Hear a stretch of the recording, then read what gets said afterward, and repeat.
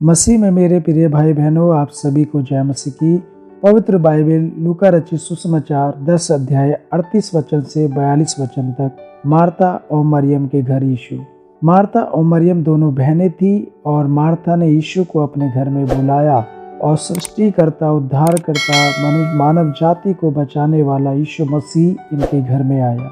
यहाँ पर हम इन दोनों बहनों के जीवन से सीखेंगे कि क्या बात है हमें सीखने की, उन बातों को करके हम भी प्रभु की आशीष को प्राप्त कर सकते हैं। मेरे प्रिय, मार्था यीशु के लिए कर रही थी और मरियम यीशु से सुन रही थी। यहाँ पर सेवा करते करते मार्था जो है विचलित हो गई, घबरा गई और कुड़कुड़ाने लगी और जाकर यीशु मसीह को उसने डांटा और कहा, क्या तुझे कोई फिक्र नहीं है?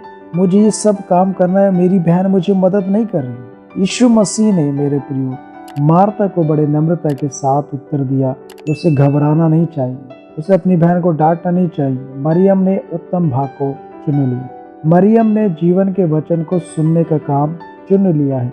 यीशु की बातें सुनना, उसके साथ रहने की इच्छा करने के द्वारा मरियम अपने यीशु के प्रति उस सम्मान को, उस प्रेम को प्रकट कर रही।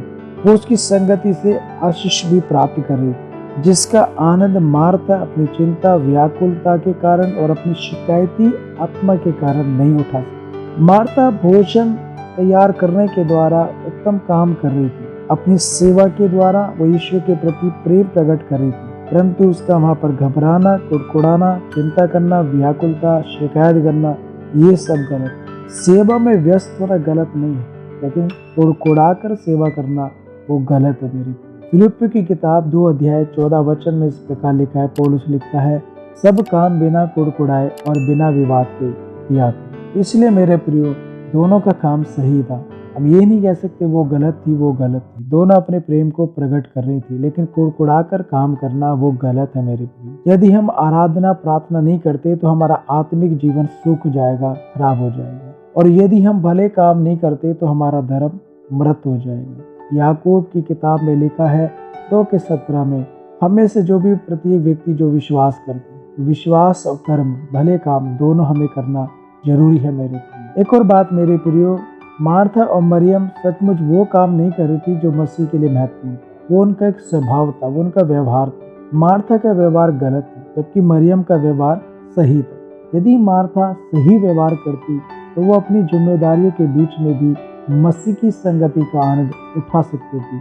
दूसरी ओर मेरे प्रियो, मरियम अपने आलस, सुस्ती जैसे गलत कारण से यीशु के चरणों में बैठ सकती थी। तो हम जो काम करते वो सबसे अधिक महत्वपूर्ण नहीं, सबसे अधिक महत्वपूर्ण ये है कि हम उस काम को क्यों करते। मार्था को उसकी सेवा के लिए नहीं, वरन उसकी संसारिक व्याकुलता के लिए डांटा गया। मरियम की सराहना बैठने के लिए नहीं की, वरन यीशु के प्रति उसके प्रेम के लिए की गई। तो चाहे हम जो कुछ भी करें, हम याद रखें सिर्फ एक बात आवश्यक है, और वो है मसीह के साथ संगति। उसके लिए मैं एक वचन को आपके साथ पढ़ाना चाहूँ। मरकुस की किताब 1 अध्याय 35 वचन। यहाँ पर इस प्रकार लिखा है, भोर को दिन निकलने से बहुत पहले वह उठकर निकला और एक जंगली स्थान में गया और वहाँ प्रार्थना करने लगा। दुनिया का उद्धारकर्ता, सृष्टिकर्ता यीशु मसीह, खुदा का बेटा, वो बहुत तड़के सुबह उठकर, जब अंधेरा था, अपने घर को छोड़ा, जंगली स्थान में गया और प्रार्थना करने लगा। वो प्रभु के साथ संगति किया, प्रभु के चरणों में बैठा। हमें उत्तम भाग को पाना है, उत्तम आशीष को पाना है, अपना जीवन उत्तम बनाना है, अपने परिवार, बच्चे, काम को उत्तम बनाना है, तो हमें प्रभु के चरणों में बैठना ही हो।